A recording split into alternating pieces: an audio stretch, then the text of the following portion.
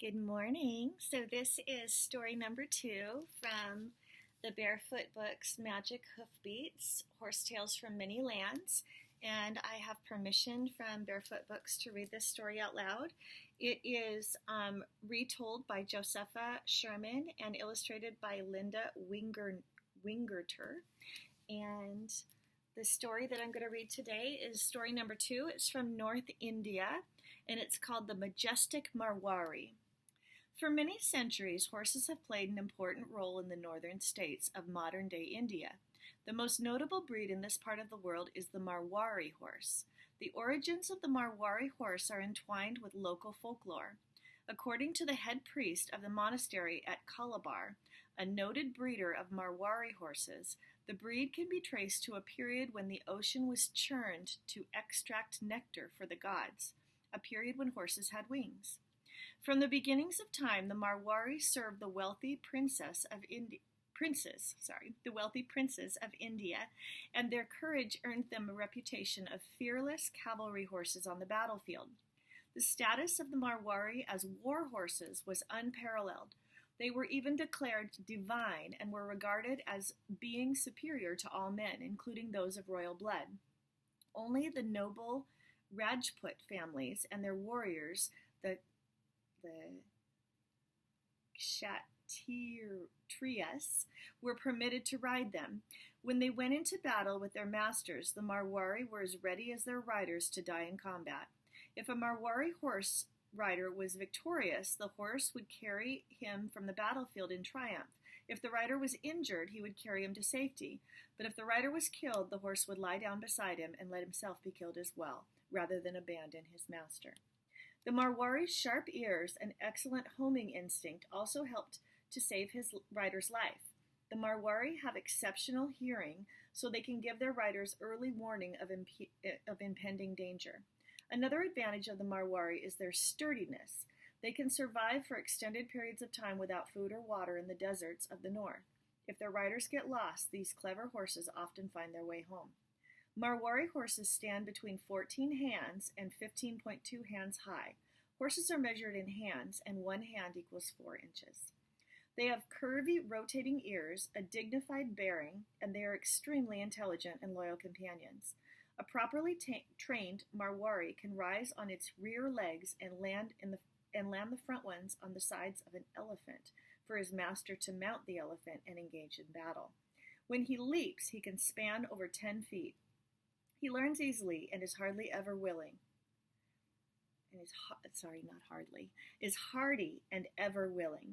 All of these qualities are demonstrated in the next story, which is about a horse who knows his own worth and knows better than the people around him how to handle the rebellion of a defiant local chieftain.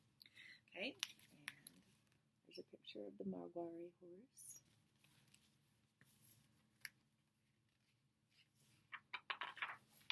This story is called Terror, and it's from northern India, North Indian. Once a horse dealer from Kandahara set out with his horses for the royal city of Anga. The king was always watching for a hallowed horse for his young son, the crowned prince. What is a hallowed horse? It is a shining bay horse with a coat as smooth as moonstone, a mane like the tossing of the waves, and wisdom far beyond belief. Whoever possessed such a hallowed horse would surely know joy. And whoever sold such a horse to the ing, the horse dealer thought, would surely know wealth. Of course, he had no such horse, but his mares had foals, and who knew what the foals might grow to be? One foal he ignored. That was a fierce little creature who, even though he was a bay, as a hallowed horse has said to be, bit and kicked everyone. The horse dealer named this hot-tempered foal Terror. One foal, I will sell Terror to the first man foolish enough to buy him. A potter saw Terror and said, "What a pretty little horse." Terror hurried to the potter and began to lick and nuzzle him. "What a sweet little horse," the potter said. "What is his name?" "Terror," the horse dealer told him, and hurried to add, "It's a joke." As it happened, the horse dealer owed the potter money, so he said, "Why not take this horse in exchange for what I owe you?" The little horse licked the potter on the cheek. "Done," said the potter. He took Terror home, and he and his wife kept the little horse as their pet. The years passed, and the foal grew into a fine bay horse. Meanwhile, in the royal court at Enga, the king died, and his son, the young crown prince, took the throne at the age of 12. The chieftains who had owed allegiance to the old king did not like the idea of owing allegiance to such a young king. "We won't pay tribute to that little boy," shouted Raja Ganesha, the head of the rebellious chieftains. "Let us wait until he goes hunting all alone. Then we shall capture him, and I shall be your king." Whispers of rebellion reached the ears of the prime minister. He said to the young king, "Sire, you must not leave the palace grounds until we find you a hallowed horse that will keep you safe." "Must I be a pioneer?" the young king retorted. "Must I stay indoors till you find a horse that probably doesn't even exist?" The prime minister quickly called for all the horse dealers in the land. Among them was the one who had given terror to the potter. "I did have a bay horse such as you describe," he said slowly, "but it was a mean-spirited beast, so I gave it away to a potter." The prime minister and his attendants went to the potter. "What have you done with the horse dealer gave you?" The potter blinked in surprise. "Why, it is well, quite well. Now that it is grown, my little Terror carries my sacks of clay quite nicely. We will buy Terror from you for a sack of gold." "No, I like my horse." 2 sacks of gold." So here we have a picture of the crowned prince, or I guess he's the king now. And up here, here's a picture of Terror. "No, don't be foolish," a voice whispered in the potter's ear. "This is your chance for wealth." The potter thought it was his wife's whisper. "How can I sell this horse, a horse that is like a son to me?" "You are making me angry," the voice whispered. "If your son was destined to be prime minister, would you force him to stay a potter?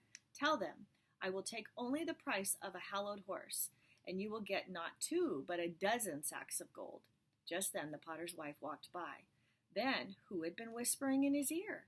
He turned and saw Terror staring back at him. "You?" "Do as I say," Terror commanded. So the potter told the prime minister, "Give me the price of a hallowed horse." He was given a dozen sacks of gold, enough to make him a wealthy man. Terror went off with the prime minister and was given a fine stall with plenty of soft straw for his bed and the finest oats and hay. But Terror refused to eat. He wished to be honored like a true hallowed horse, the wise men decided, so they had musicians play for him. Terror still refused to eat. "We have not honored him enough," the wise men decided. "He still does not feel at home." So they took out the old wooden manger and put in one of the shining gold. So they took out the old wooden manger and they put in one of shining gold. Terror still refused to eat. The men consulted their books and scrolls. We know what the hallowed horse wants. He must be coaxed to eat by the first lady of all the land. That would be the king's wife, if only the king had a wife. His cousin, the wise men decided. His little first cousin is his closest kin. We must find her. Off the wise men hurried, searching here and hunting there, and at last the little girl was found, sitting in a mango tree munching the fruit. "I don't want to come down," she said. "I like it up here, though I wish I had some candy, too." "We will give you candy. We will give you anything you want, but first you must feed the hallowed horse." Off she went to Terror's stall. Terror refused to even sniff at her. The girl said, "I am the king's first cousin, so they call me First Lady." So here's Terror whispering in his ear. And here's the king's first cousin munching mangoes. And here are the men that are trying to convince her to come down and feed the hallowed horse.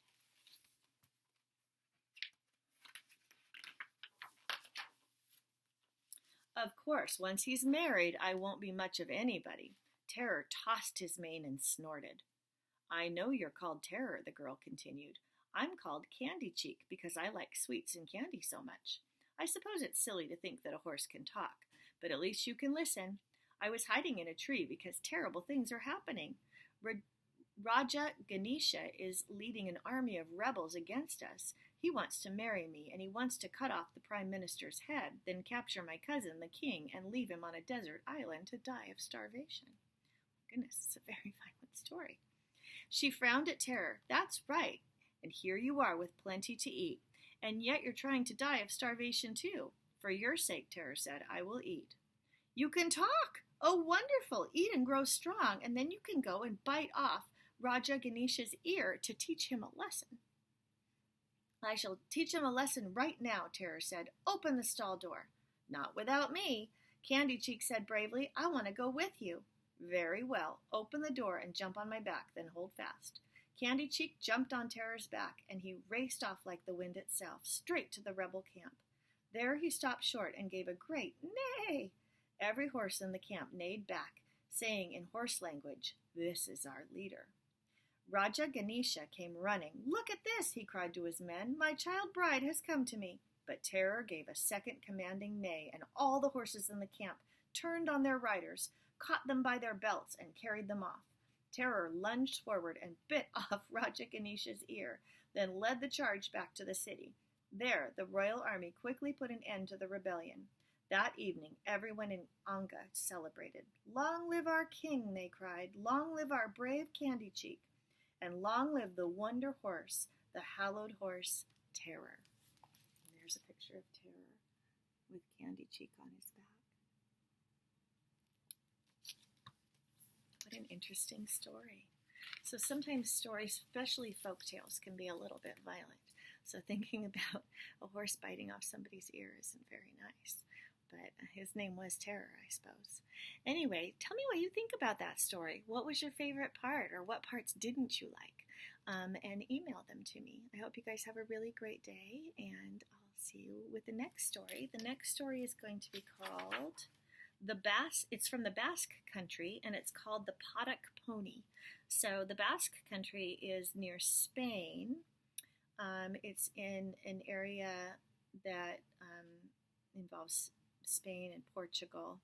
So anyway, we'll read that one tomorrow. I hope you guys are having a great day, and I'm excited that I'm starting to hear from some of you guys.